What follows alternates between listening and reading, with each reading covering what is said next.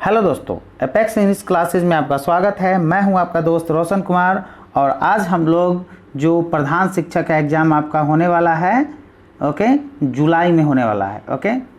कै जुलाई को? तो 7 जुलाई को आपका एग्ज़ाम हो जाएगा।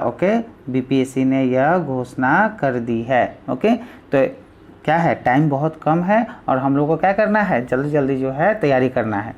तो हम लेकर आए हैं आपके लिए 25 दिन का, मात्र 25 डेज का जो है टारगेट कोर्स लेकर आए हैं। इसमें आपको जो है रोज़ एक प्रैक्टिस सेट 150 क्वेश्चन का, रोज़ एक प्रैक्टिस सेट 150 क्वेश्चन का, और एक जो है टॉपिक आपका जो आपके बीपीएससी के जो प्रधान शिक्षक लेने वाले, मतलब प्रधान शिक्षक का एग्ज़ाम होने वाला है, उसका एक कोई टॉपिक जो है हम लेकर आएंगे। और धीरे धीरे हम लोग जो है 25 टॉपिक और 25 जो है या प्रैक्टिस सेट हम लोग कर लेंगे और उसके बाद जो है हम लोग रिवीजन इसका करेंगे। मतलब विभिन्न प्रकार से जो है हम इसका तैयारी करेंगे। और यकीन मानिए कि आप अगर रोज़ एक प्रैक्टिस सेट और रोज़ जो है टॉपिक अगर देख लेते हैं तो यह दोनों अगर हो जाएगा तो प्रैक्टिस सेट में आपको जो है मिलेगा 150 क्वेश्चन और टॉपिक में लगभग मिलेगा आपको 150 क्वेश्चन के करीब हर टॉपिक में मिलेगा। मतलब 100+ ही क्वेश्चन इसमें रहेगा। अगर इतना आप कर लेते हैं तो यकीन मानिए दोस्तों, आपका जो एग्ज़ाम बीपीएससी कंडक्ट करवाएगा 7 जुलाई को, उसमें कम से कम आपका जो है 125+ मार्क्स रहेगा, एकदम इसकी गारंटी है। तो चलिए हम लोग वीडियो शुरू करते हैं। अगर इसका पीडीएफ आपको चाहिए तो हमारा टेलीग्राम चैनल है, एपेक्स इंग्लिश क्लासेज बाय रोशन सर, उस पे जाके जो है आप फ्री में पीडीएफ जो है इसका डाउनलोड कर सकते हैं विद आंसर के साथ। आप वीडियो देखिए, इसको अच्छे से वीडियो देखिएगा और जब रिवीजन करने का मन होगा तो पीडीएफ से आप रिवीजन इसको कर लीजिएगा।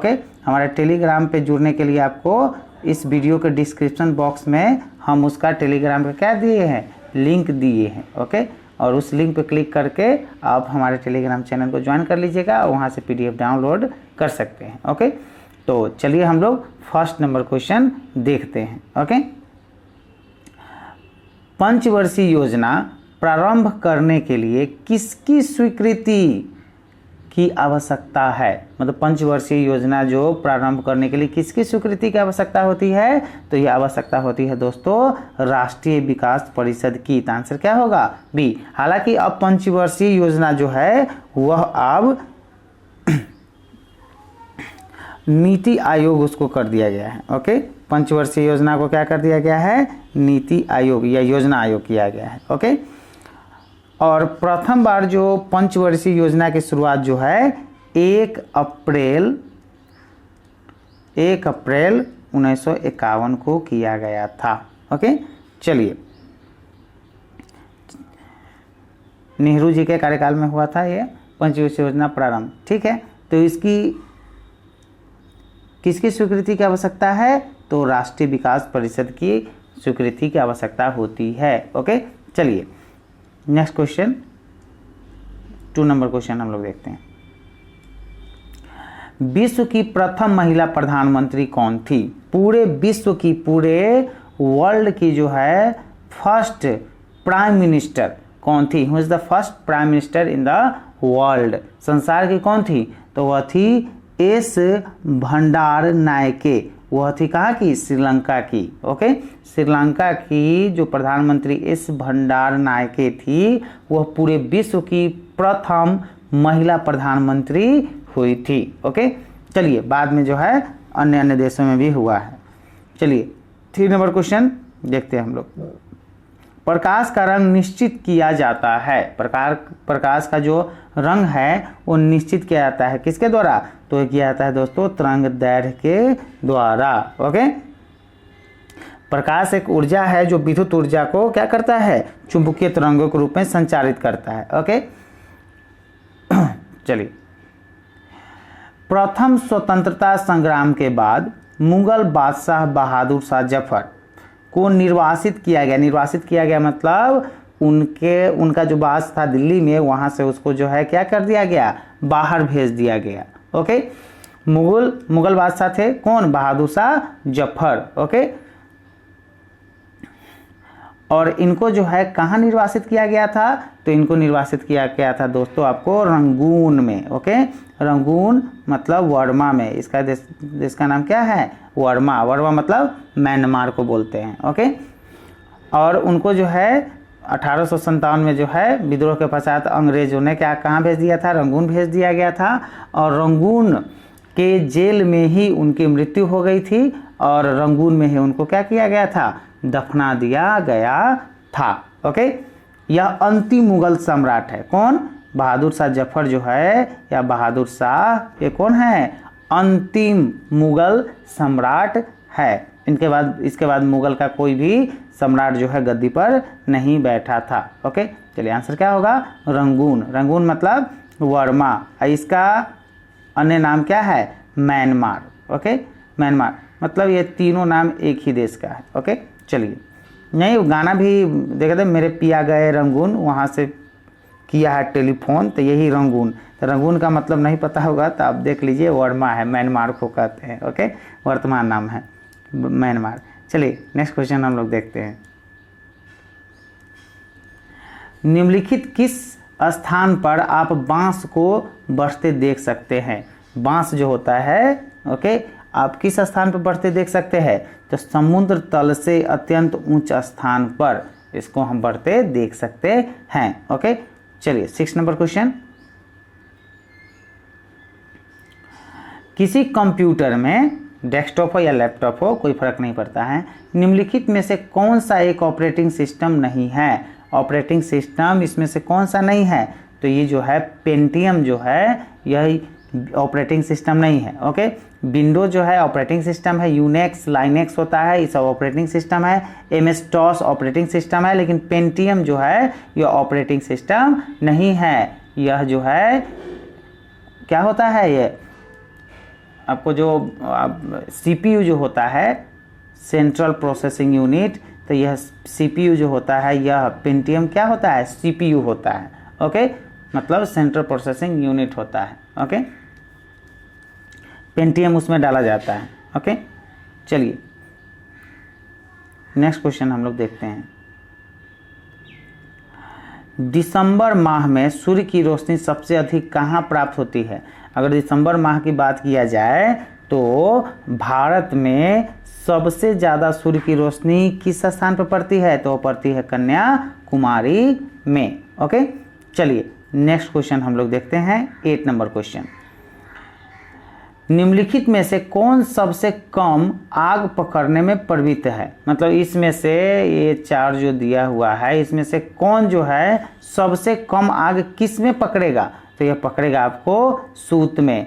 टेरिकॉट में जाए तुरंत पकड़ लेगा, नायलॉन में तुरंत पकड़ लेगा, रेयान में तुरंत पकड़ लेगा, सूत में जो है, सूती जो वस्त्र होता है, रुई जिसको कहते हैं, उसमें आग जो है धीरे धीरे पकड़ता है। ओके, लेकिन इस समय जो है एकदम धनकने लगेगा, तुरंत एकदम प्लास्टिक टाइप का रहता है।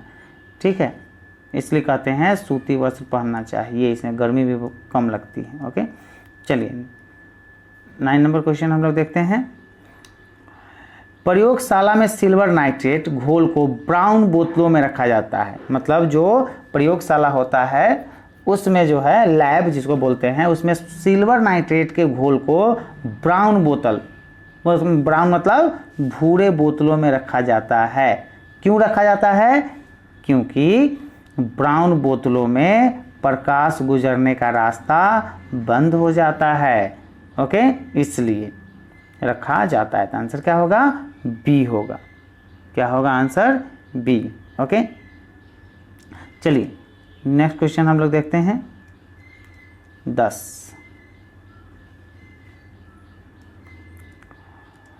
पेशवा बाजीराव प्रथम द्वारा इनमें से कौन सा इलाका नहीं जीता गया था? मतलब जो पेशवा बाजीराव थे, ओके, महाराष्ट्र मराठा सम्राट, ये कौन सा इलाका नहीं इनसे जीता गया था? कौन सा इलाका इन्होंने नहीं जीता था?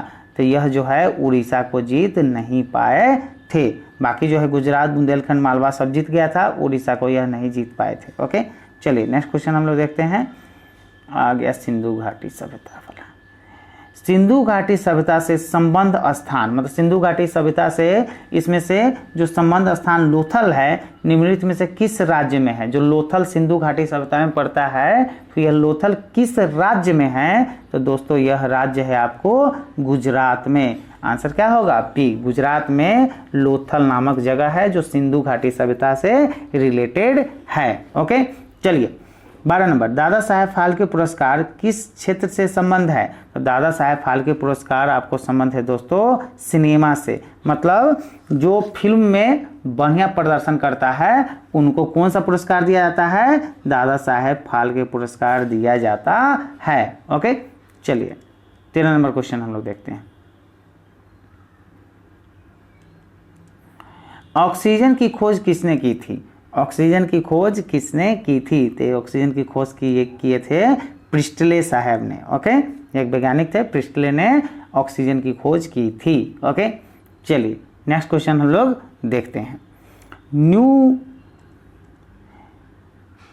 चलिए देखिए, न्यूमिस्मैटिक क्या है? न्यूमिस्मैटिक क्या होता है? तो न्यूमिस्मैटिक होता है धातुओं और सिक्कों का जो अध्ययन होता है उसको बोलते हैं न्यूमिस्मैटिक।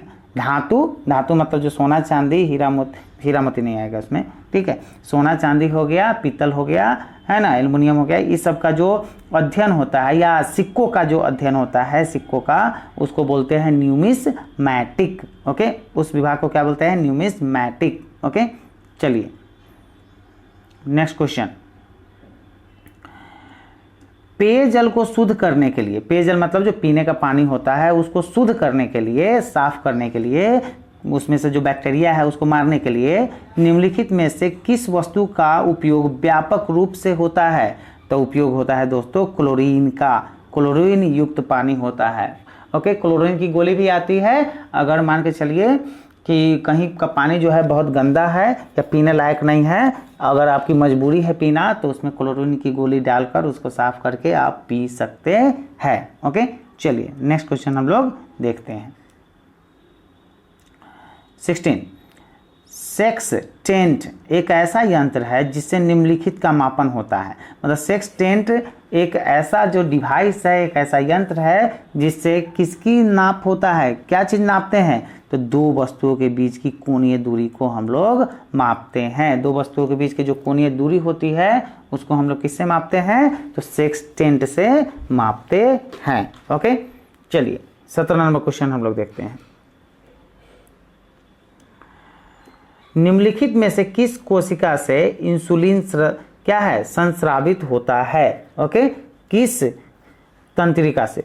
ओके, निम्नलिखित में से किस कोशिका से इंसुलिन स्रावित होता है? इंसुलिन जो होता है हमारे शरीर में क्या करता है? शुगर को कंट्रोल करने का काम करता है।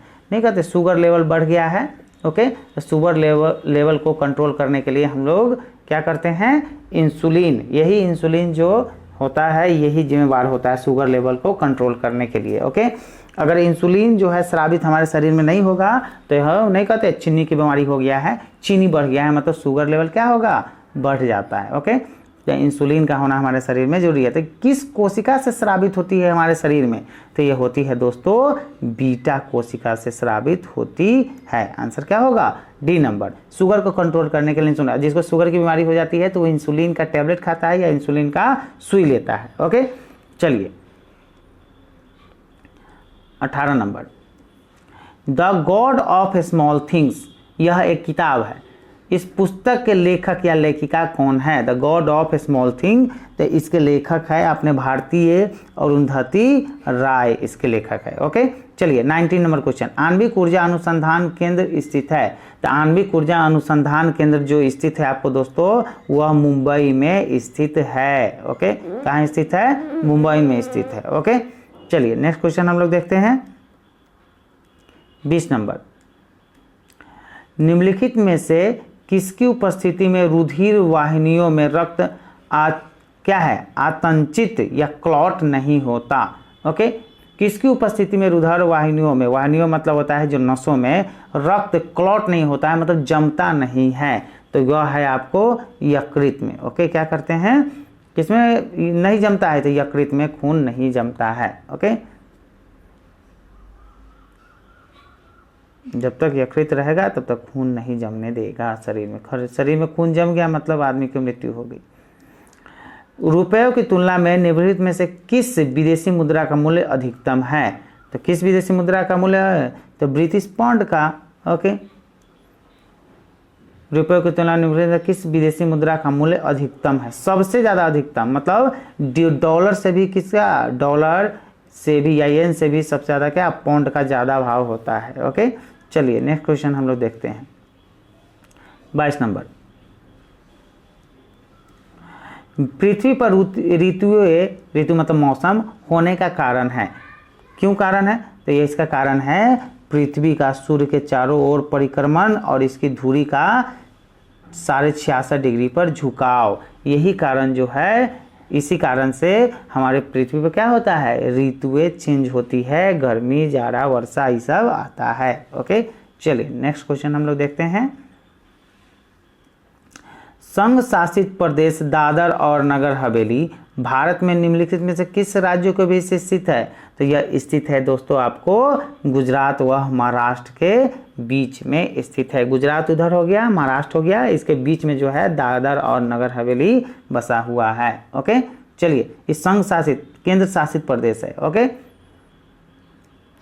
चलिए नेक्स्ट क्वेश्चन हम लोग देखते हैं।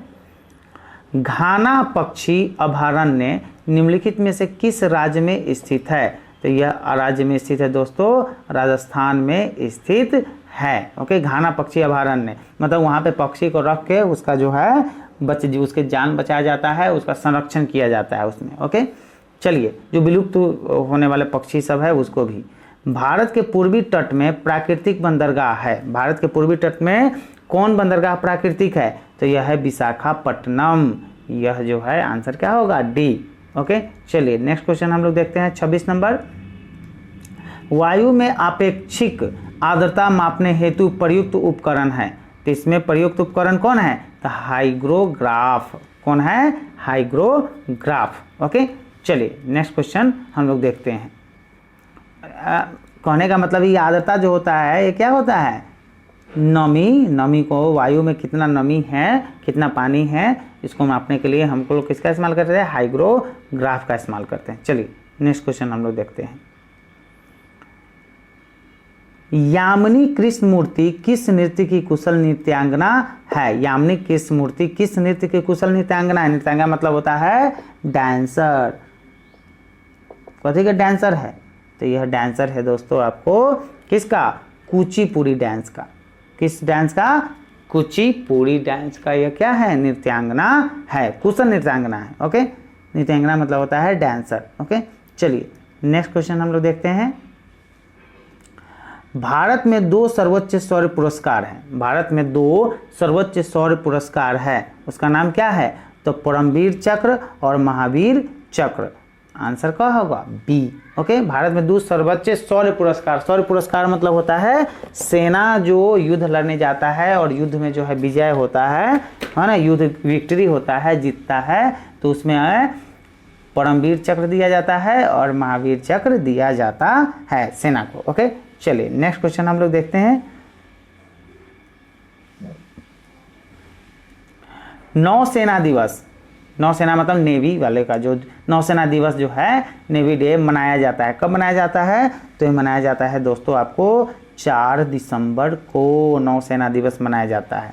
कब मनाया जाता है? 4 दिसंबर को। ओके, चलिए 30 नंबर, किसके पास वीटो पावर नहीं है? वीटो पावर 5 देशों के पास है। ओके, पूरे वर्ल्ड में कितने देश है? 5 इसके पास वीटो का पावर है। वीटो पावर बहुत जो है महत्वपूर्ण पावर होता है, सबसे ज़्यादा जो है पावरफुल पावर है पूरी दुनिया में। Okay, veto power. ओके, तो वीटो पावर किसके पास नहीं है? तो यह जर्मनी के पास नहीं है, यूके के पास है, यूएसए के पास है, रूस के पास है, चाइना के पास है, ये सब के पास आपको वीटो पावर है। ओके, किसके पास वीटो पावर नहीं है? तो जर्मनी के पास वीटो पावर नहीं है। चलिए 31 नंबर क्वेश्चन देखिए। चाणक्य किसका प्रधानमंत्री था? जो चाणक्य पौराणिक जमाने में, अभिज्ञ, ठीक है, तो किसका है? तो चंद्रगुप्त मौर्य का क्या था? प्रधानमंत्री था। ओके, चलिए नेक्स्ट क्वेश्चन हम लोग देखते हैं। राज्यसभा धन विधेयक को अधिकतम कितने समय तक रोक सकती है? राज्यसभा में जैसे कोई धन विधेयक पास करवाना हो, ओके, तो वो संसद से पास हो गया हो और राज्यसभा में जब जाता है तो वो कितने दिनों तक रोक सकता है? कितनी अवधि होती है? तो 14 दिन से ज़्यादा वो रोक नहीं सकता है। 14 दिन के बाद उसको पास करना ही होगा। ओके, चलिए 33 नंबर क्वेश्चन, डैश का प्रयोग करके दूध में पानी की मिलावट की जांच की जा सकती है।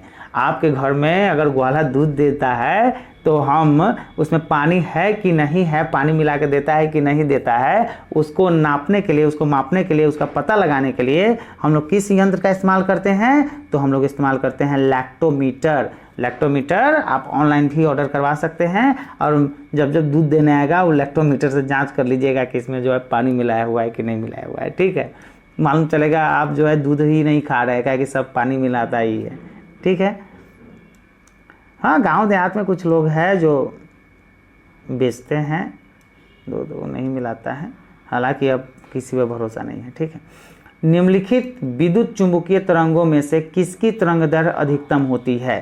तो किसकी तरंग दर अधिकतम होती है? तो अवरक्त किरणों की तरंग दर क्या होती है? सबसे ज़्यादा होती है। ओके, अवरक्त प्रकाश होता है, अवरक्त किरणें होती है। ओके, चलिए नेक्स्ट क्वेश्चन हम लोग देखते हैं 35 नंबर।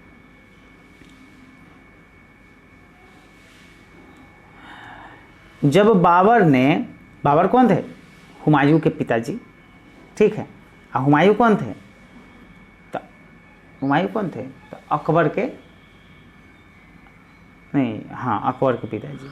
ठीक है, जब बाबर ने पहली बार भारत पर आक्रमण किया था तो उस समय दिल्ली सल्तनत के तख्त पर कौन विराजमान था? बाबर ने जब पहली बार भारत में आक्रमण किया तो उस समय दिल्ली पे कौन राज करता था? तो उस समय राज करता था आपको दोस्तों इब्राहिम लोदी, और इसी से लड़ाई हुआ था इब्राहिम लोदी और बाबर के बीच में पानीपत का युद्ध हुआ था। पानीपत का प्रथम युद्ध किसके किसके बीच में? इब्राहिम लोदी और बाबर के बीच में हुआ था। ओके, चलिए नेक्स्ट क्वेश्चन हम लोग देखते हैं। ये भी क्वेश्चन याद रखिएगा कि पानीपत का प्रथम युद्ध किसके किसके बीच में? तो इब्राहिम लोदी और बाबर के बीच में। ओके, प्रथम युद्ध। चलिए नेक्स्ट क्वेश्चन हम लोग देखते हैं। ऊंचाई पर खाना देर से क्यों बनता है? ऊंचाई मतलब अगर मान के चलिए आप एवरेस्ट पहाड़ पर चढ़ गए हैं या बहुत ऊंचा पहाड़ पर कोई चढ़ गए हैं, अब वहाँ जो है खाना आप बना रहे हैं तो देर से बनेगा खाना। तो देर से क्यों बनता है वहाँ पे खाना, उसका क्या कारण है? तो वहाँ पे जो है वायुमंडलीय दाब घट जाता है। वायुमंडल का जो प्रेशर होता है 1 atm, ओके, यह क्या हो जाता है 1 atm से लेस हो जाता है, कम हो जाता है, इसलिए वहाँ पे खाना जो है नहीं बनता है, जल्दी नहीं बनता है, देर से पकेगा खाना। ओके, चलिए नेक्स्ट क्वेश्चन हम लोग देखते हैं 37 नंबर। विकास 720 रुपये की आमदनी का 720 रुपया उसके पास है, वो आमदनी करता है रोज, समझिए। अब 65% भाग जो है खर्च करता है, तो बचत कितनी होगी? तो बचत कितनी होगी? तो बचत के 65% खत्म कर देता है, तो बचत कितना होगा? तो निकाल लीजिए आप, 720 का जो है 65% खत्म हो गया, तो बचाया कितना हुआ? तो बचाया आपको यह 35%। तो 720 का 35/100, 0 से 0 कट जाएगा, 5 7 35, 5 दूना 10, 2 से कट जाएगा 36, और 36 का क्या होगा? 36 गुने 7, तो कितना होगा? 7 छक 42 के 2 हासिल 4, 7 3 21, 21 4 कितना होगा? 25, तो 252 आंसर। 252 किस में है? 252 है दोस्तों आपको बी में। आंसर क्या होगा? 252। ओके, हालांकि मैथ्स का स्पेशल क्लास हम करवाएंगे जिसमें इंपॉर्टेंट क्वेश्चन जो है सारा करवाएंगे। ओके, तो मैथमेटिक्स का ज़्यादा क्वेश्चन पूछता नहीं है, 2-3 बहुत हो गया रीजनिंग मिला के, इसलिए उस पर जो है हम लोग थोड़ा सा एक बार में उसको पढ़ेंगे। ओके, पढ़ना तो उसको भी जरूरी है लेकिन एक बार में पढ़ेंगे, ठीक है, इन डिटेल्स पढ़ेंगे। चलिए 38 नंबर क्वेश्चन देखिए। एक रेलगाड़ी 162 मीटर क्या है लंबा प्लेटफॉर्म को 18 सेकेंड में तथा दूसरे 120 मीटर लंबे प्लेटफॉर्म को 15 सेकेंड में पार कर जाती है, तो रेलगाड़ी की लंबाई क्या होगी? तो इसका फॉर्मूला होता है दोस्तों जो है रेलगाड़ी की लंबाई निकालने के लिए, तो इसका आप निकालिएगा तो आंसर आएगा 90 मीटर। रेलगाड़ी की लंबाई कितनी आएगी? 90 मीटर। ओके, चलिए नेक्स्ट क्वेश्चन हम लोग देखते हैं। चेरो जनजाति की शक्ति का वास्तविक पतन किसके द्वारा हुआ? तो चेरो जाति के जो शक्ति का जो वास्तविक पतन किसके द्वारा हुआ था? तो ये हुआ था दोस्तों उज्जैनियों के शासक द्वारा, उज्जैनिया के शासक के द्वारा इसका जो है वास्तविक पतन हुआ था चेरो जनजाति का। ओके, चलिए नेक्स्ट क्वेश्चन हम लोग देखते हैं। बिहार के कांग्रेसी मंत्रिमंडल ने अपना त्यागपत्र राजबंदियों के मामले को लेकर कब दिया था? ओके, बिहार के कांग्रेसी मंत्रिमंडल ने अपना त्यागपत्र राजबंदियों के मामले में ओके कब दिया था? तो यह दिया था दोस्तों आपको 15 फरवरी 1938 को दिया था। ओके, चलिए नेक्स्ट क्वेश्चन हम लोग देखते हैं। द्वितीय विश्व युद्ध, ओके, द्वितीय विश्व युद्ध, अब हिरोशिमा नागासाकी बम ये सब याद होगा आपको। चलिए, द्वितीय विश्व युद्ध में इंग्लैंड की सरकार द्वारा भारत को युद्ध में शामिल करने के विरोध में बिहार मंत्रिमंडल से त्यागपत्र दिया। तो यह त्यागपत्र कब दिया था? तो देखो, प्रथम विश्व युद्ध में इंग्लैंड जो है, प्रथम विश्व युद्ध की बात करें जो 1914 में हुआ था, प्रथम विश्व युद्ध हुआ था, तो अंग्रेजों ने झूठा दिलासा दिया था कि हमारा साथ दीजिए आप विश्व युद्ध में भारत से, कि दीजिए जो है और हम जो है आपको आज़ाद कर देंगे। तो यहाँ के लोग सब कहे ठीक है आज़ादी मिल जाएगी, चलिए जो है हम आपका विश्व युद्ध में साथ देते हैं। जब यह साथ दे दिया, इंग्लैंड जीत गया युद्ध, उसके बाद कहा था कि न, गुलाम जो है गुलामे ठीक रहता है, हम गुलामे बना के रखेंगे, हम तुम्हें मुक्त, हम स्वतंत्रता नहीं देंगे। हो गया, मुंह पक गया। अब द्वितीय विश्व युद्ध में क्या हुआ? भारत ने कहा कि ना हम साथ नहीं देंगे, जाओ अपना लड़ो जो है। प्रथम विश्व युद्ध में धोखा दिया था, ओके, धोखेबाज है तुम। ओके, तो देखो, तो द्वितीय विश्व युद्ध जो चला था ये फर्स्ट वर्ल्ड वार है। द्वितीय विश्व चला था 1939 से 1945 तक।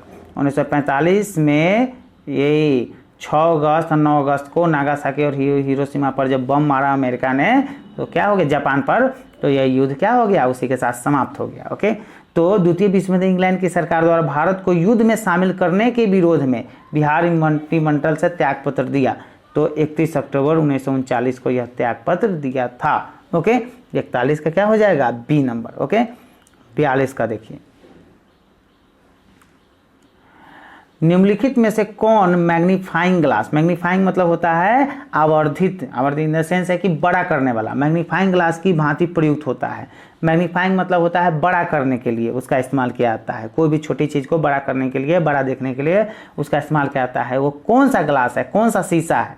ओके, तो वह शीशा होता है दोस्तों, ग्लास होता है आपको अभिसारी लेंस। ओके, आंसर क्या होगा? सी। 42 का क्या होगा? सी।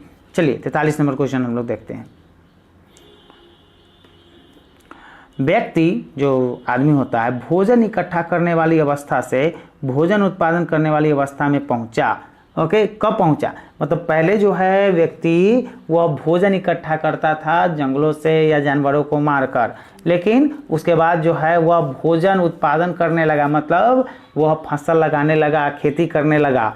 तो इस कब पहुंचा था? तो ये पहुंचा था आपको दोस्तों नवपाषाण युग में। आंसर क्या होगा? सी। हड़प्पा सभ्यता के उपकरण व हथियार मुख्यतः किससे बने थे?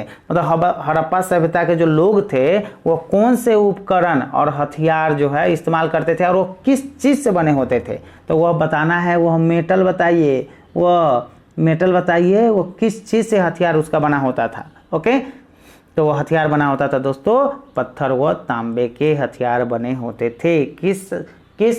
किसका? तो हड़प्पा सभ्यता के लोगों का। ओके, खुदाई में यह पत्थर और तांबे का हथियार जो है मिला है। ओके, चलिए नेक्स्ट क्वेश्चन हम लोग देखते हैं।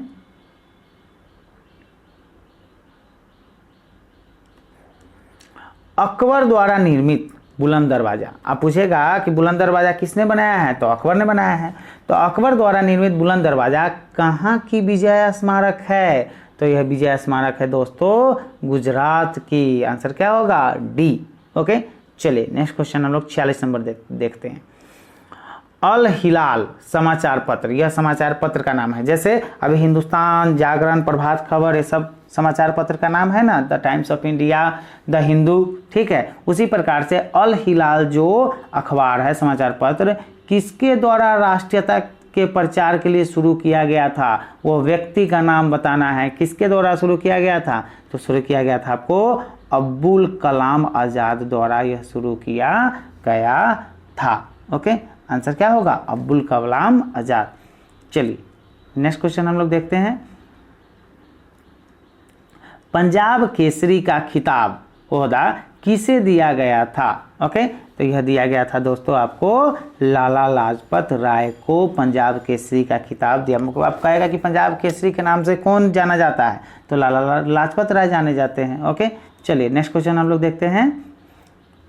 48, वह गवर्नर जनरल कौन था जिसने भारतीय शासन पावर के साथ सहायक मैत्री की नीति का निरूपण किया था। गवर्नर जनरल का नाम बता रहा है, मतलब पूछ रहा है। ओके, तो गवर्नर जनरल था आपको लॉर्ड वेलेस्ली था। ओके, आंसर क्या होगा, सी नंबर।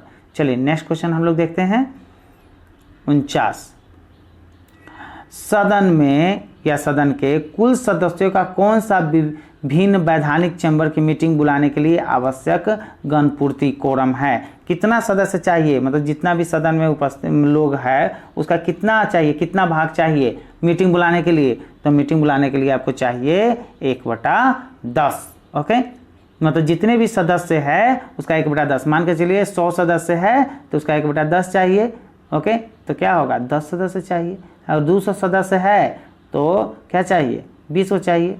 ठीक है, मतलब 10 चाहिए, 10% चाहिए। ओके, परसेंटेज में रहेगा तो 10%, नहीं तो 1/10 है। तो ठीक है, चलिए नेक्स्ट क्वेश्चन 50, सामाजिक सुरक्षा व सामाजिक बीमा विषय शामिल है। सामाजिक सुरक्षा और सामाजिक बीमा यह दोनों विषय कहाँ शामिल है, तो यह शामिल है दोस्तों समवर्ती सूची में। आंसर क्या होगा, ए। ओके, चलिए नेक्स्ट क्वेश्चन हम लोग देखते हैं। अगर आप यह वीडियो देख रहे हैं और आपको यह थोड़ा सा भी यूजफुल लगे तो अपने दोस्तों के साथ क्या कीजिएगा, इसको शेयर कीजिएगा। और जितना भी टीचर का ग्रुप है, ओके, उस सब में क्या कीजिएगा, इस वीडियो को क्या कीजिएगा, शेयर कीजिएगा टीचर्स ग्रुप में। ओके, सबको जो है फ़ायदा हो जाएगा। अब 40,000 के करीब जो है सीट है प्रधान शिक्षक का। अब जो है हमारे ही मित्र और हम लोग ही न बनेंगे तो बाहर विदेशों से आदमी आएगा बनने के लिए। अब प्राइवेट स्कूल वाला सब अगर आ जाएगा तो फिर जो है वो टेंशन वाला काम है। इसलिए हम लोग जो है खूब पढ़ेंगे। ओके, और हम लोग जो है प्रधानाध्यापक तो चलिए छोड़िए, प्रधान शिक्षक बन जाएंगे, बात वही है। ओके, चलिए प्राइमरी स्कूल का तो हम लोग खूब पढ़ेंगे और हम लोग जो है क्या करेंगे, आगे बढ़ेंगे। ओके, चलिए नेक्स्ट क्वेश्चन हम लोग देखते हैं। तो इसका आंसर क्या होगा आपको दोस्तों, सामाजिक सुरक्षा सामाजिक बीमा किसका है, तो समवर्ती सूची का आंसर क्या होगा, ए। ओके, और चैनल को सब्सक्राइब नहीं किए हुएगा तो सब्सक्राइब जरूर कर लीजिएगा। हम वीडियो रोज 2 वीडियो जो है आपके लिए लाएंगे, 2 वीडियो एकदम मस्ट रूप से। ओके, तभी जो है 25 दिन में आपका सिलेबस जो है ख़त्म होगा। उसके बाद जो है आप PDF है डाउनलोड करके आप रिवीजन कीजिएगा या वीडियो ही दोबारा देख लीजिएगा। अभी गर्मी की छुट्टी भी चल रही है तो इसी में जो तैयारी करना है कर लीजिएगा, सो कर लीजिएगा। बाद में जो है मौका मिलेगा नहीं मिलेगा क्या होगा वो बात की बात बाद में। ओके, चलिए नेक्स्ट क्वेश्चन हम लोग 51 नंबर देखते हैं। 51 नंबर क्वेश्चन,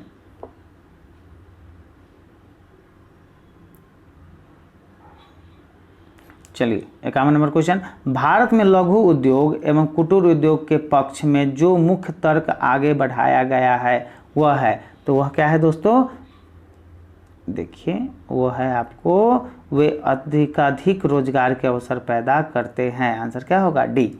चलिए नेक्स्ट क्वेश्चन 52 नंबर।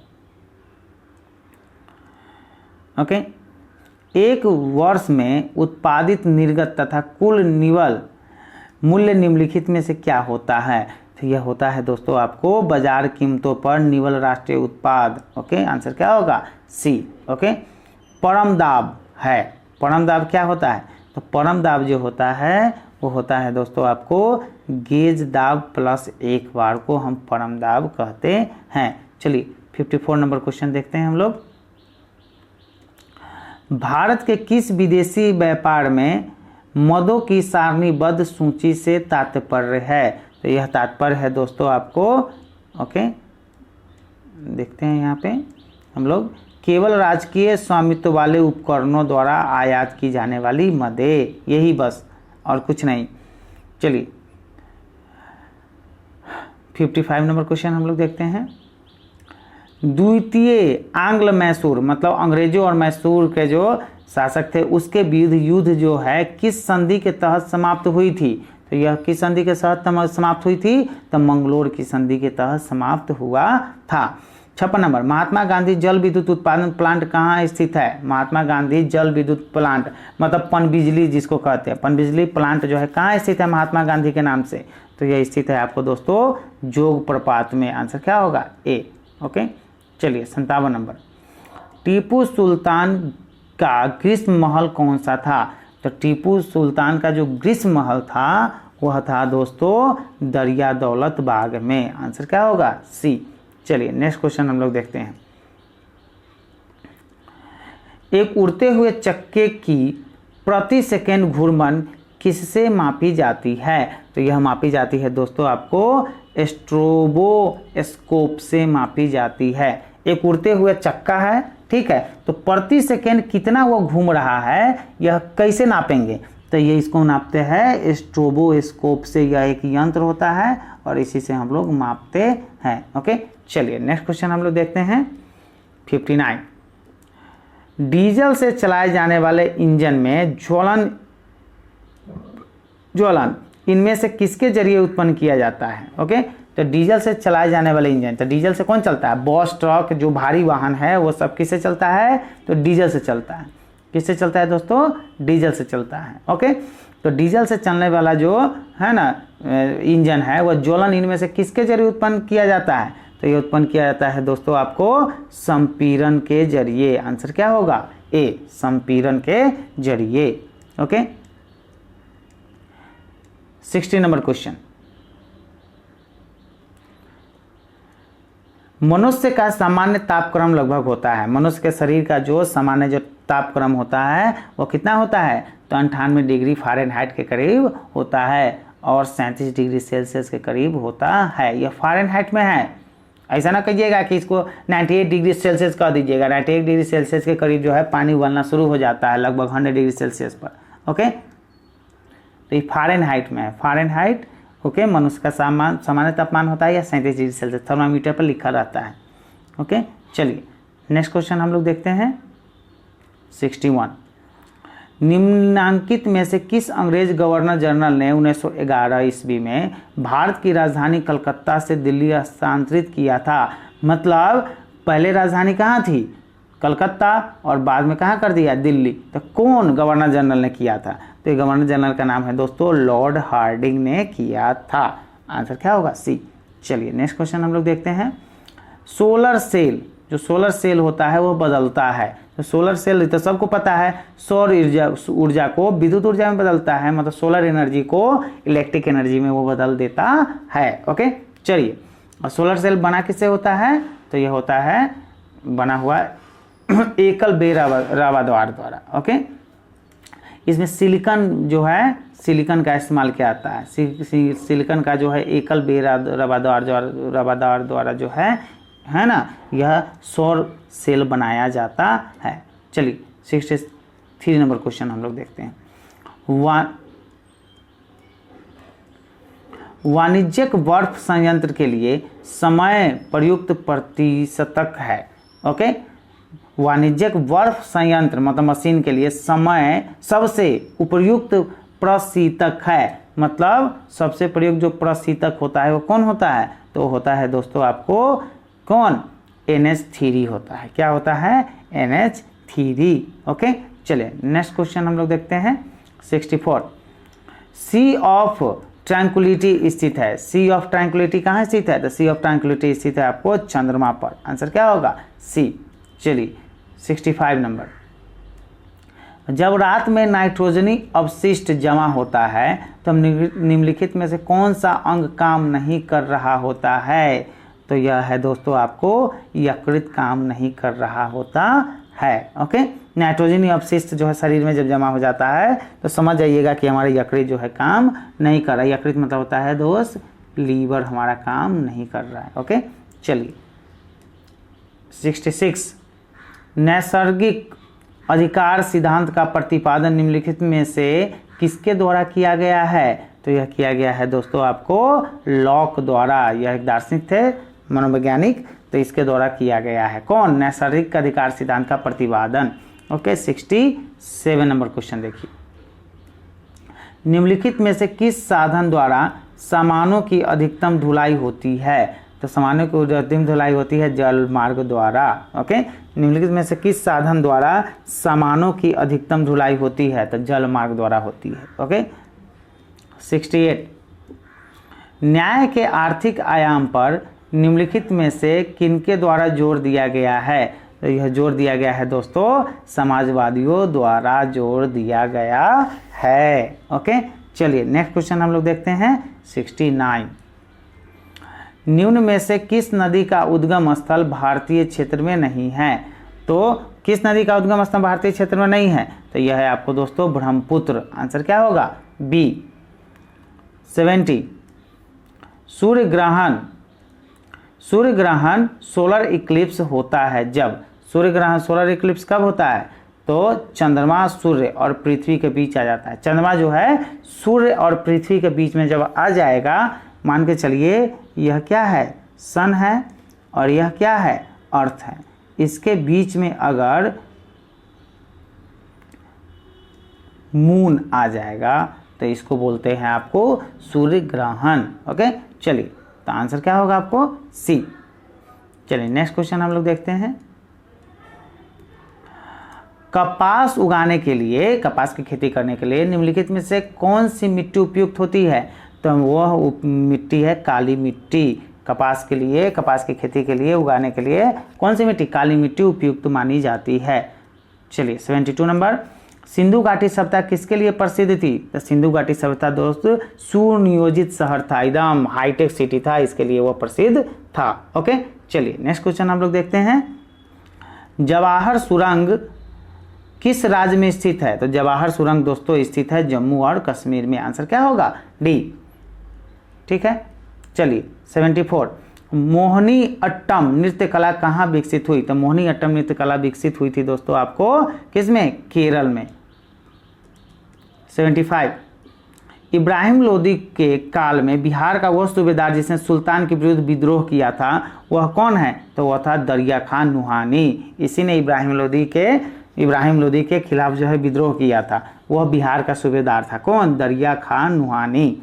ओके, चलिए 76 बालक के व्यवहार को स्पष्ट किया जा सकता है। तो बालक के व्यवहार को स्पष्ट किया जा सकता है कब? प्रेरकों एवं लक्ष्यों के जटिल तंत्र के संदर्भ में। ओके, आंसर क्या होगा? डी। चलिए 77 एक शिक्षक अपनी मनोवैज्ञानिक आवश्यकताओं को सर्वोत्तम ढंग से संतुष्ट कर सकता है कब? तो आंसर इसका क्या होगा? D number. ओके, बालकों की आवश्यकता के प्रति संवेदनशीलता एवं सतर्कता में। आंसर क्या होगा? डी। चलिए 78 नंबर क्वेश्चन हम लोग देखते हैं, गणित किट निर्मित करने वाली संस्था का नाम है। तो गणित किट निर्मित करने वाली संस्था का नाम क्या है? तो नाम है दोस्तों राजस्थान राज्य शैक्षिक अनुसंधान एवं प्रशिक्षण संस्थान उदयपुर। आंसर क्या होगा? सी। ओके, चलिए नेक्स्ट क्वेश्चन, जिस विधि में पहले उदाहरण के बाद नियम बताए जाए वह विधि कौन सी कहलाती है? तो वह विधि कहलाती है आपको दोस्तों आगमन विधि। ओके, मतलब पहले उदाहरण ही बता दिया जाता है, उसके बाद उसका नियम बताया जाता है ना, वह को तो उसको बोलते हैं, वह विधि पढ़ाने की विधि होती है आगमन विधि। ओके, चलिए 80 नंबर क्वेश्चन, जब दो संख्या या अक्षरें परस्पर बराबर या समान हो तो उसे किस चिन्हों से प्रकट किया जाता है? ये तो बराबर चिन्ह से प्रकट किया जाता है, ये तो सबको पता है। ओके, चलिए किसी समीकरण के एक ओर से कोई संख्या दूसरी ओर जाने में उसका चिन्ह क्या होता है? तो उसका चिन्ह क्या होता है? बदल जाता है। ओके, अरे ऐसे है, मान के चलिए x + y है इक्वल टू क्या है? 3x है। ओके, अब तो क्या होगा, y इक्वल टू क्या हो जाएगा 3x, और इसको क्या करेंगे इधर भेजेंगे तो इसका चिन्ह बदल जाएगा, इधर क्या है प्लस में है ही, इधर क्या होगा माइनस में हो जाएगा, तो y इक्वल टू कितना होगा 2x। ओके, तो यही चिन्ह इसका यही बदल जाता है। ओके, तो चिन्ह बदल जाता है, प्लस का माइनस, माइनस का प्लस हो जाएगा। शिक्षक को गुणनखंड पढ़ाने में किस प्रकार के उदाहरणों का प्रयोग करना चाहिए?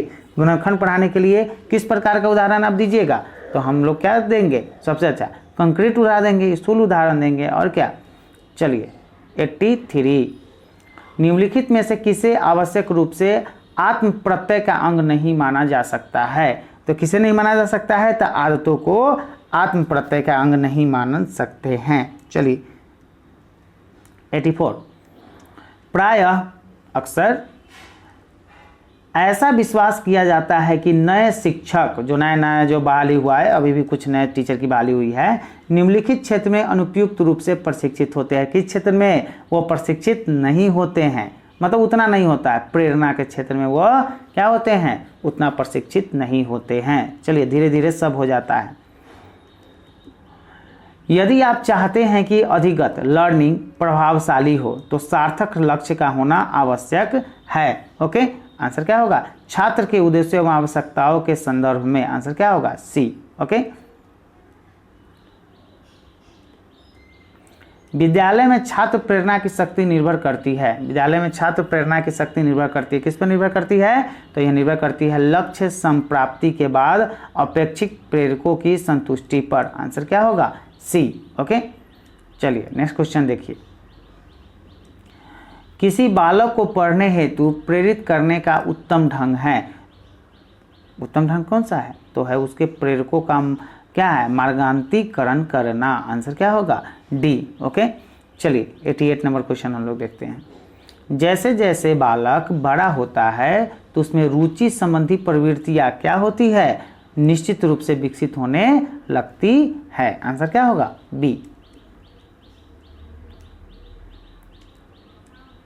थोड़ा ज़्यादा वीडियो लंबा हो जाएगा, इसके लिए हम लोग जल्दी जल्दी क्या कर रहे हैं, डिस्कस कर रहे हैं। ओके, तो इस पे आप थोड़ा सा ध्यान दीजिएगा तो आपको सारा दिमाग में आ जाएगा। ओके, ज़्यादा घबराने की बात नहीं है, सारा जो है हम लोग पूरी अच्छी तरह से तैयारी करेंगे। ओके, इस वीडियो को आप अपने दोस्तों के ग्रुप में क्या कीजिएगा, ज़रूर शेयर कीजिएगा। एकदम जितनी ईमानदारी से हम रोज़ आपके लिए 2 वीडियो लाते हैं पढ़ाते हैं, उतनी ईमानदारी से आप क्या कीजिएगा, इसको शेयर कीजिएगा और चैनल को क्या कीजिएगा, सब्सक्राइब कर लीजिएगा, क्योंकि यह आपको आने वाले वीडियो को क्या करेगा, आपके डिस्प्ले पर जो है संकेत देगा, है ना, नोटिफिकेशन देगा कि हाँ हमने वीडियो अपलोड किया है, उसको आप देख पाइएगा। ठीक है, नहीं तो पता ही नहीं चलेगा जो है कि हम वीडियो अपलोड किए कि नहीं किए, कहाँ है, कैसे है, कुछ अता पता नहीं चलेगा। ओके, इसके लिए आप चैनल को क्या कीजिएगा, सब्सक्राइब कर लीजिएगा, एकदम शेयर पे शेयर एकदम करते जाइएगा। ओके, चलिए 89 नंबर क्वेश्चन हम लोग देखते हैं।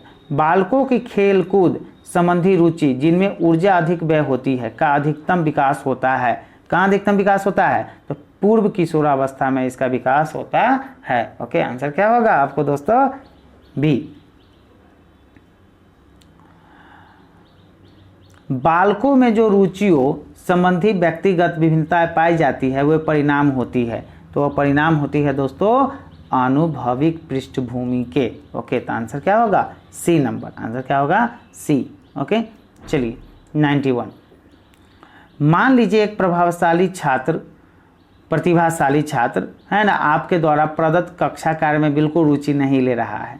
ऐसे छात्र के साथ न्यूनतम प्रभावी ढंग से व्यवहार करने की शैली होगी।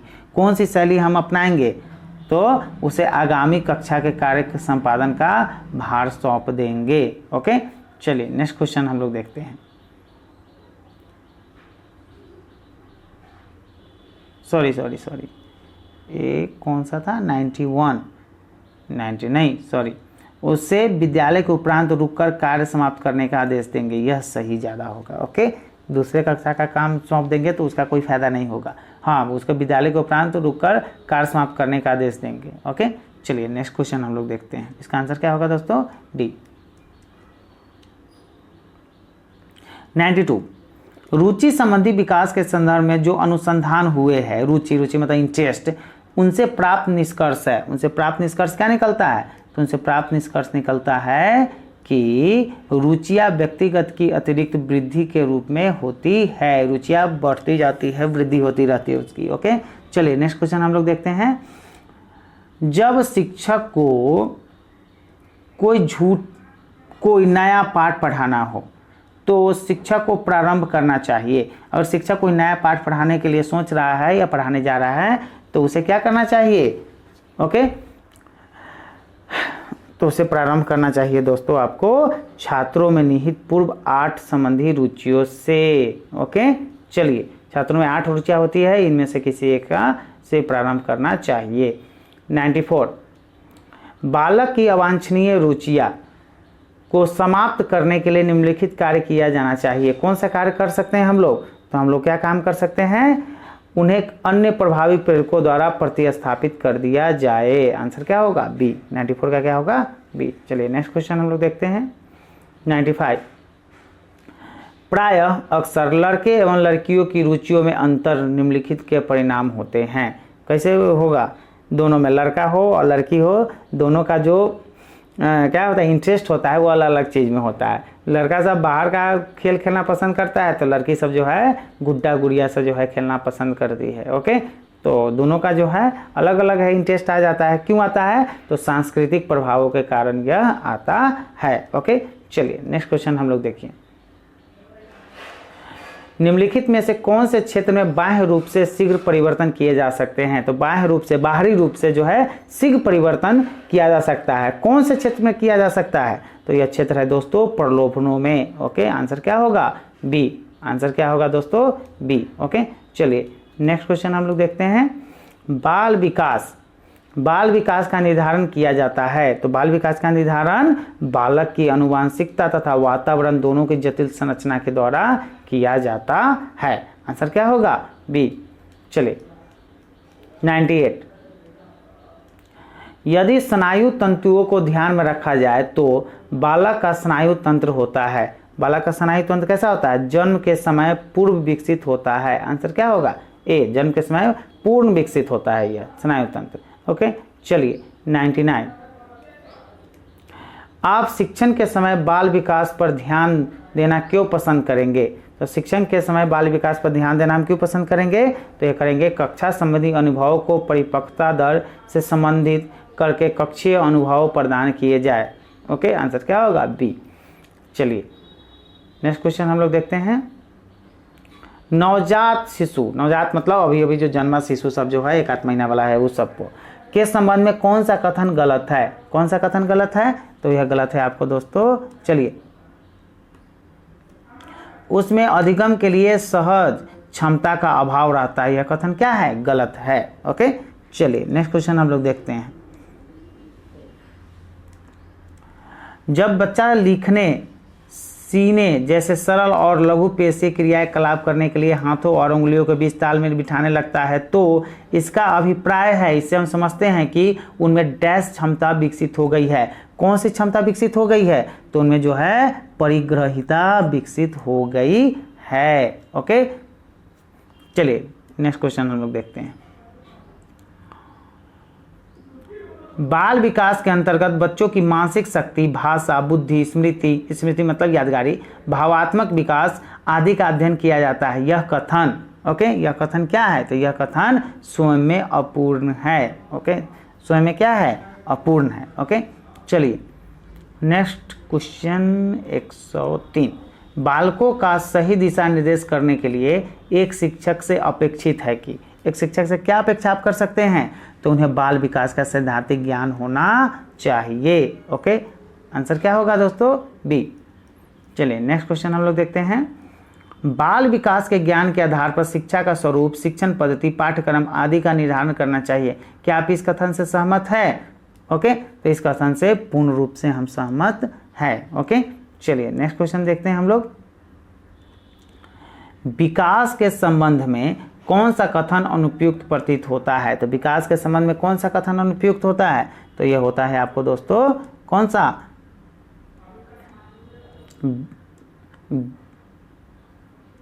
विकास निश्चित प्रतिमान अनुसरण करता है, सही बात है। विकास के विभिन्न गुणों में यह संबंध होता है, सही बात है। विकास की प्रत्येक अवस्था की अपनी विशेषता होती है, सही बात है। तो आंसर क्या होगा? डी। आंसर क्या होगा दोस्तों? डी। उपरोक्त में से कोई नहीं। ओके, ये सारा जो है ना, यह गलती है। आप प्रश्न देखिएगा तो क्या है? अनुपयुक्त, अनुपयुक्त है। ओके, मतलब उपयुक्त नहीं है, तो ये सब क्या है? उपयुक्त नहीं है। ओके, तो आंसर क्या? इनमें से कोई सही नहीं होगा, मतलब सारा क्या है? गलती है। ओके, चलिए नेक्स्ट क्वेश्चन देखते हैं हम लोग। अंग्रेजी भाषा शब्द हेरिडिटी, वंशानुक्रम, हेरिडेटस से निगमित हुआ। हेरिडेटस किस भाषा का शब्द है? तो हेरिडिटास जो है वो किस भाषा का शब्द है? तो वह शब्द है दोस्तों आपको लैटिन भाषा का। आंसर क्या होगा? ए। Okay, 107 number. दो पीढ़ियों को जोड़ने वाली श्रृंखला को हम वंशानुक्रम कहते हैं। यह कथन किसका है? तो यह कथन है दोस्तों आपको वेकन का। आंसर क्या होगा? सी। निम्नलिखित में से कौन सा कथन असत्य है? असत्य खोजना है, सत्य नहीं, असत्य है। ओके, तो असत्य तो इसमें से एक एक होगा। तो देखिए, पुरुष में YY प्रकार के गुणसूत्र पाए जाते हैं, यह कथन क्या है? गलत है। पुरुष में जो है XY प्रकार के गुणसूत्र पाए जाते हैं और महिलाओं में जो है वह XX प्रकार का पाया जाता है। और यही जो है पुरुष जो है वह क्या करता है? बच्चे का लिंग निर्णय करने का क्षमता जो होता है वो पुरुष में होता है। मतलब Y किस्म का अगर X के साथ मिला, XY अगर हुआ तो ये हो जाएगा आपका लड़का। अगर इसका X, लड़का का X और लड़की का X मिला, अगर XX मिल गया तो ये हो जाएगी आपको लड़की, जन्म लेगी। ओके, और यह कौन मिलता है यह किसी को कोई पता नहीं होता है। ओके, तो आंसर क्या होगा? सी। 108 का आंसर क्या होगा? C number. ओके, तो YY प्रकार के गुण यही क्या है? गलत है। चलिए, गलत ढूंढना था, सही नहीं। संतान के लिंग निर्धारण में मुख्य भूमिका किसकी होती है? तब ये तो बताएं किसकी होती है? पुरुष की होती है। पुरुष निभाता है लिंग निर्धारण में। ओके, अब बच्चा पैदा करने में दोनों का एकदम समान योगदान है, एक से नहीं होने वाला है, दोनों को चाहिए जो है। ठीक है, तो पुरुष निभाता है लिंग निर्णय। लड़का हो या लड़की, वो उसका सारा जिम्मेवारी किसकी होती है? पुरुष की होती है। ओके,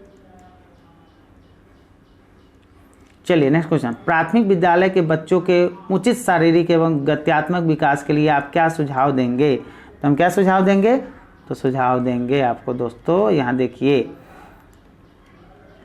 बच्चों के लिए खेल के लिए शाम समय उपलब्ध होने चाहिए, सही बात है। विद्यालय के समय पर खेल प्रतियोगिता का आयोजन किया जाना चाहिए, सही बात है। और शारीरिक व्यायाम नियमित रूप से करवाना चाहिए, सही बात है। तो आंसर क्या हो जाएगा दोस्तों? उपरोक्त सभी, डी नंबर आंसर हो जाएगा। ठीक है, चलिए नेक्स्ट क्वेश्चन हम लोग देखते हैं। 111।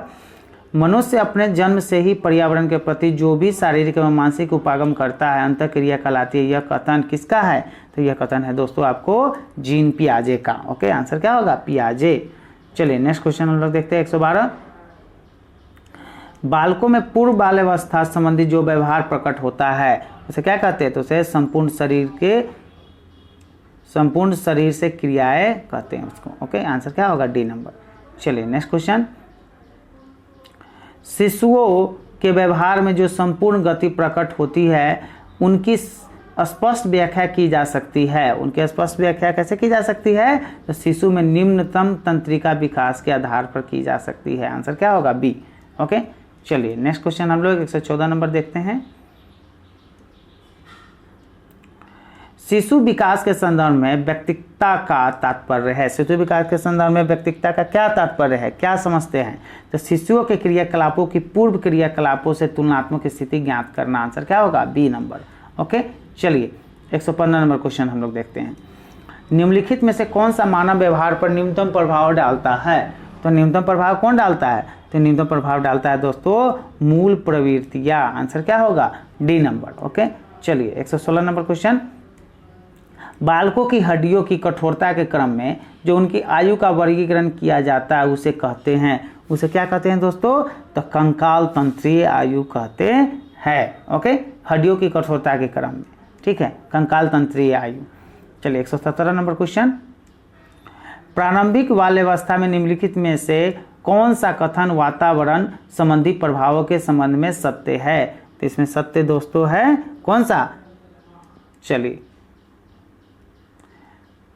डी नंबर देखिए, ये सही है डी। जो भी परिवर्तन बालक की अनुवांशिकता में किए जा सकते हैं वे बालक के वंशानुक्रम प्रतिमानों से संबंधित होते हैं। ओके, आंसर क्या होगा? डी। चलिए नेक्स्ट क्वेश्चन हम लोग देखते हैं। वृद्धि दर अत्यधिक होती है, वृद्धि दर कब अत्यधिक होती है सबसे ज्यादा? तो यह होती है बी, प्रौढ़ावस्था में, पूर्व किशोरावस्था से, संधि स्थल में, जन्म से पूर्व। तो बी या सी सही है, किंतु दोनों परिस्थितियों में ध्यान रखना है कि वृद्धि की माप सापेक्षिक रूप से की गई है या संपूर्ण रूप से, यह ध्यान रखना जरूरी है। आंसर क्या होगा? T number. ओके, चलिए नेक्स्ट क्वेश्चन हम लोग देखते हैं। बाल विकास में होने वाले शारीरिक परिवर्तनों का क्रम होता है। तो बाल विकास में होने वाले शारीरिक परिवर्तनों का क्रम कौन होता है? तो यह होता है सिर से पूंछ की ओर, अंदर से बाहर की ओर तथा सामान्य से विशिष्टता की ओर। आंसर क्या होगा? ए। ओके, चलिए 120 नंबर क्वेश्चन। लगभग 11 वर्ष के बालकों में निम्नलिखित क्षेत्र में लैंगिक परिवर्तन मुखर होने लगता है। ओके, तो ये होने लगता है उत्तम मांसपेशीय समन्वय में। आंसर क्या होगा? बी। ओके, चलिए नेक्स्ट क्वेश्चन हम लोग देखते हैं। अभिवृद्धि के विभिन्न पक्षों के संदर्भ में अनुसंधानों के आधार पर जो तथ्य प्रकट हुआ है वह क्या है? तो वह है दोस्तों किसी भी आयु वर्ग के बालकों में व्यापक विकासात्मक परिवर्तन दृष्टिगोचर होते हैं। आंसर क्या है? ए। ओके, चलिए 122 नंबर क्वेश्चन हम लोग देखते हैं। किसी शैक्षणिक कार्य के संदर्भ में सर्वाधिक उपयुक्त तत्परता का मापक है। तो यह तत्परता का मापक कौन है? तो यह तत्परता का मापक है दोस्तों मानसिक आयु। आंसर क्या होगा? C number. ओके, चलिए 123 नंबर क्वेश्चन देखते हैं। किशोरावस्था की वय के लिए निम्नलिखित में से कौन सा विकासात्मक कार्य नहीं है? तो इसमें से कौन सा है? छात्रों द्वारा सामाजिक दक्षता का विकास करना, यह उसका जो है विकासात्मक कार्य नहीं है। ओके, चलिए नेक्स्ट क्वेश्चन हम लोग देखते हैं 124 नंबर। बालक के शारीरिक आकार में वृद्धि प्रायः निम्नलिखित सभी कारकों से प्रभावित होती है, किंतु वर्तमान शोध अध्ययनों ने निम्नलिखित कारकों को अमान्य घोषित किया। ओके, इसका आंसर क्या होगा दोस्तों? तो इसका आंसर है आपको मांसपेशीय समंजन के द्वारा। आंसर क्या होगा? डी। ओके, चलिए नेक्स्ट क्वेश्चन 125। बालक के शारीरिक विकास की दर निर्भर करती है। तो बालक की शारीरिक विकास की दर निर्भर करती है प्राथमिक रूप से वंशानुक्रम की संरचना पर, जो कि पर्यावरणीय प्रभाव से युक्त होती है। आंसर क्या होगा? बी। ओके, 125 का बी। चलिए 126 नंबर क्वेश्चन देखते हैं। देखो और कहो विधि के द्वारा बालकों को किससे परिचय कराया जाता है? तो बालकों के द्वारा किससे परिचय कराया जाता है? शब्दों का परिचय कराया जाता है। ओके, चलिए नेक्स्ट क्वेश्चन हम लोग देखते हैं 127 नंबर।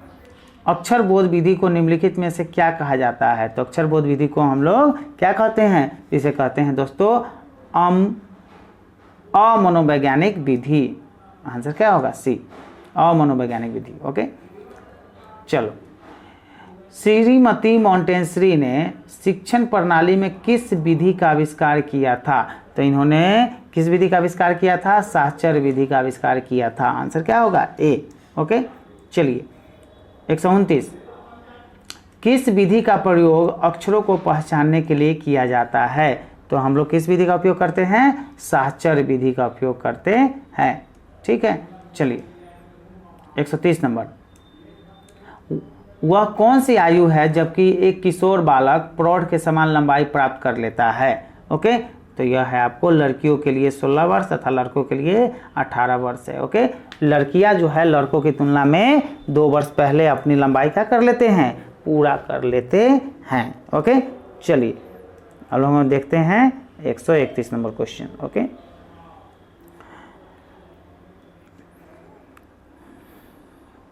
131। किशोरावस्था को असंगठन एवं द्वंद्व का काल कहा जाता है।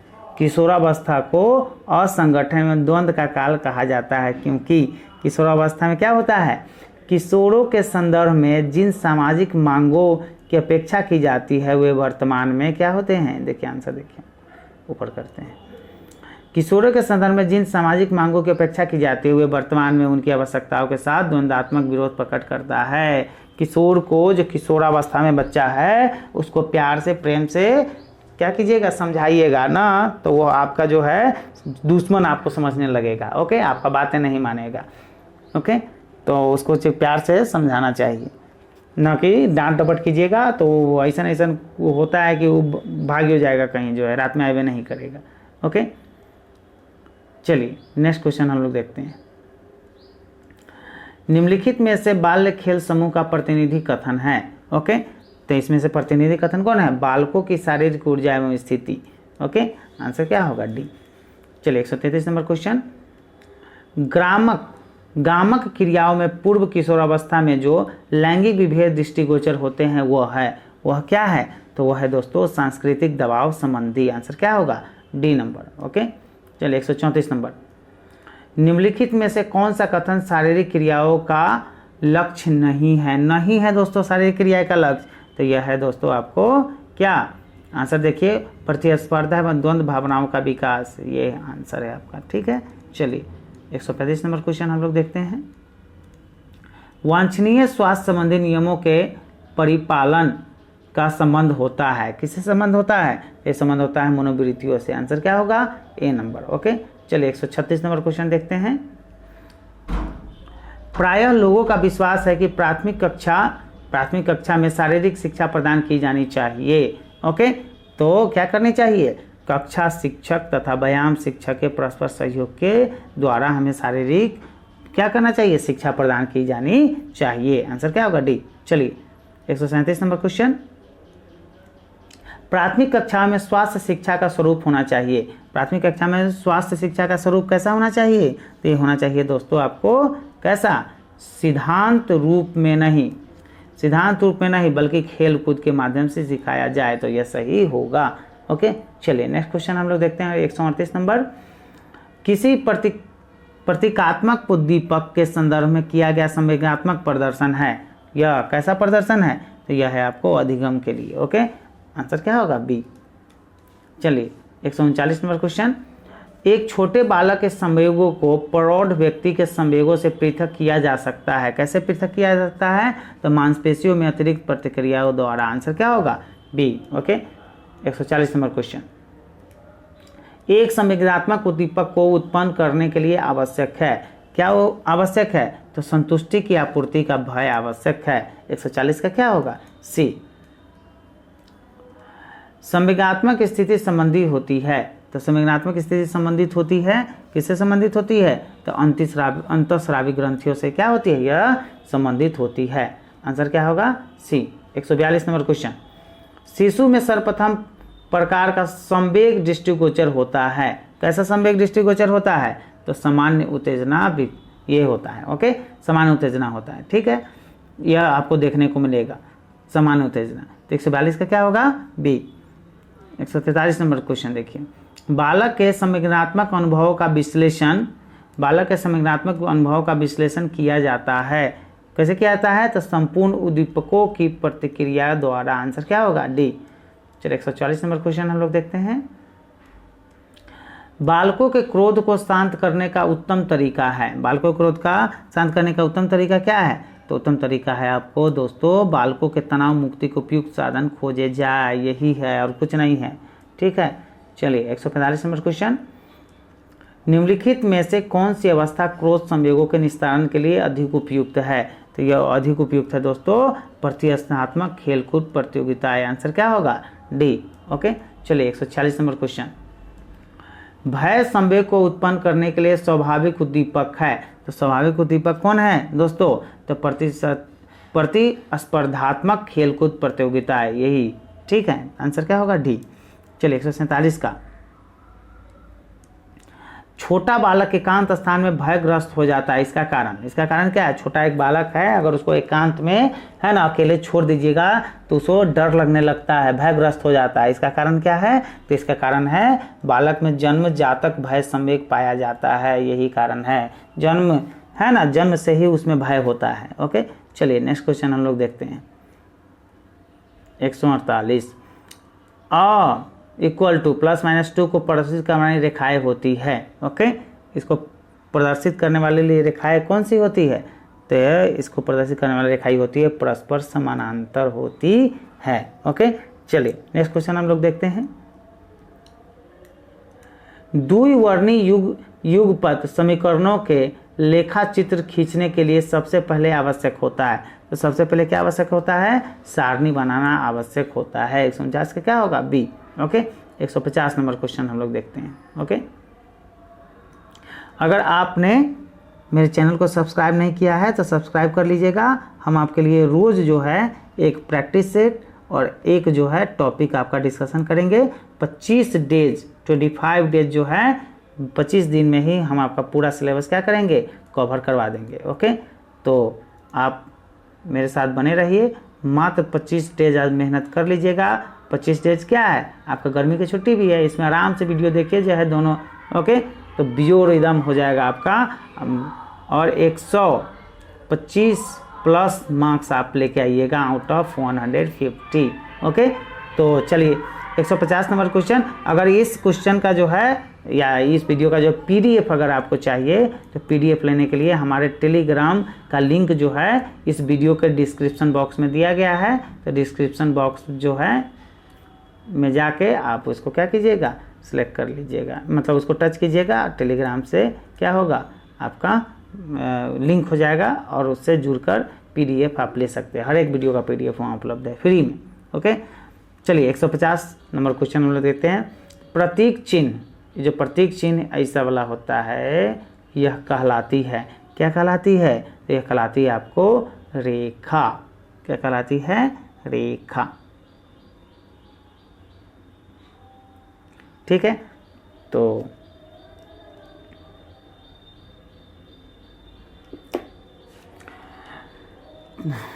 फिलहाल इतना ही। ठीक है, मिलते हैं नेक्स्ट वीडियो में। तब तक के लिए जय हिंद, जय भारत।